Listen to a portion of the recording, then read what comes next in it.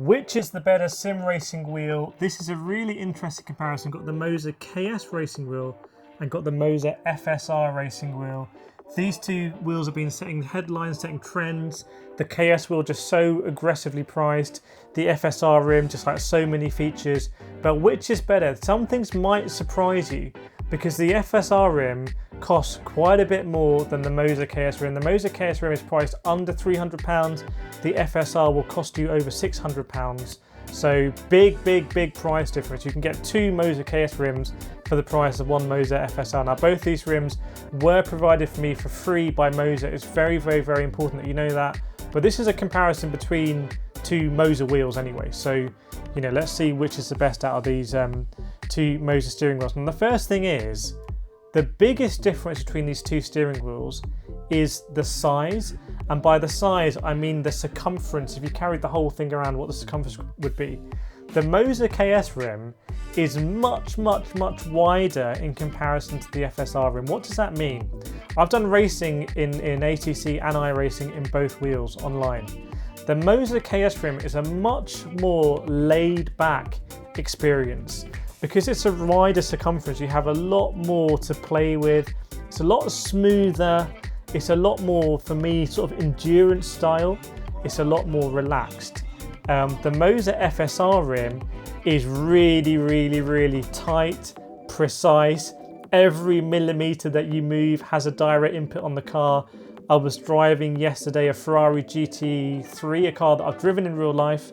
As you probably know, I was driving it with the Moza FSR, and it was very close to driving the real thing. Like every single precise input had a meaningful impact on the way the car was handling. So that is the main thing. You really should, if possible, try out wheels of different circumferences before you buy.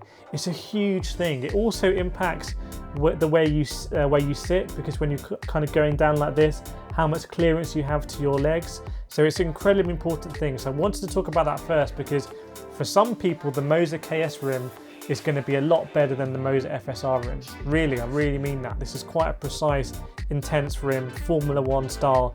This is more GT style. Now moving on to the grips. The grips are quite interesting. The Moza FSR grips are undeniably of a higher quality. Like these are just, I think, the highest quality grips I've ever used. And they're not broken in yet. I feel like these grips need to be broken in like a high-end pair of football boots. And I don't think I've broken them in. So they are at the moment a little bit hard. Again, it's got that really precise, tight feel. Whereas the Moza KS rubbery grips are just off the bat. I think they're going to stay like this forever.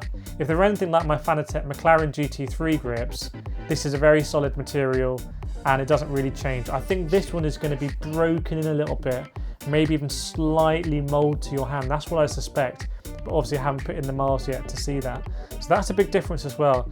Now the other thing is buttons. Now believe it or not, I've already maxed out the buttons I can map on this Moza FSR rim in iRacing. So that's crazy. I've run out of buttons and there are this many buttons. I've got reset in iRacing, I've got navigating the black box, I've got changing things in the black box, I've got my ABS, I've got my brake bias here, we've got TC here, we've got push to torque, we've got, this is I use for my what's it called, the delta change, like, you know, session best, all-time best lap, all that. I've got look right and I've got look left, I've got the pit limiter, I've got all kinds of stuff mapped here, like all kinds of stuff, really. I've just gone crazy. And then on the screen you have everything. You've got the tyre pressures, you've got your speed, you've got your laps, you've got your current lap time, you've got your best lap time.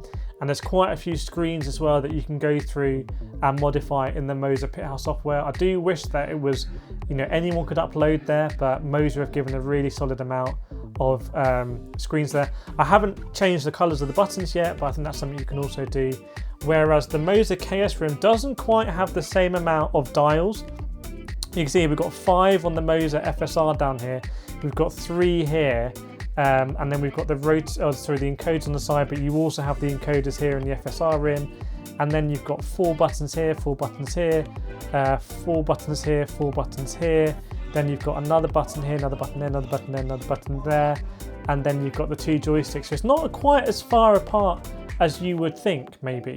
So, you know, you're missing out 2 encoders, basically. The clutch paddles here, I think are rather high quality, but I don't use clutch paddles. The shifters, best shifters I've ever used. These are pretty good shifters as well on the Moza KS wheel, much better than, say, the Fanatec WRC rim. Very different to the Fanatec McLaren GT3 rim. Those are very divisive shifters. I really like the shifters on the McLaren Fanatec GT3. They're very boomy, some people don't. I really don't like them on the P1, basically anything based on the P1 rim. So these are different, but these ones are just, these are like triggers in a rifle, I'm telling you. The front of the wheel rim is a different material. How much of that you're really going to care about is really personal preference. This is just the real deal. This is not really the real deal. You can see at the top as well, there's some moulding lines. But whether you care about that or not, I don't know. I never really cared in my McLaren Fanatec GT3 rim. The quick release are pretty similar, although this quick release just seems absolutely bulletproof, really easy to get on and off. It's quite weighty as well. For a smaller rim, it's weightier than the KS, is actually lighter, which is kind of a weird one, but this one just feels premium. Also, you've got more electronics going on here. Now, when it comes to driving experience, if you're doing endurance racing and you want to be comfortable for long periods of time, I think it's going to be easier early on to get comfortable in the Moza KS rim. I really do, with these grips and also just the increased circumference.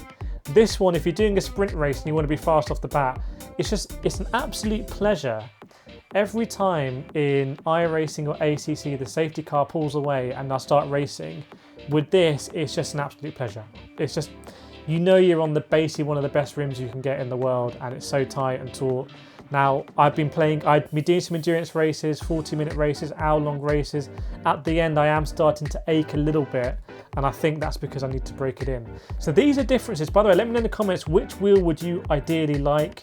Which wheels do you want me to review next for you?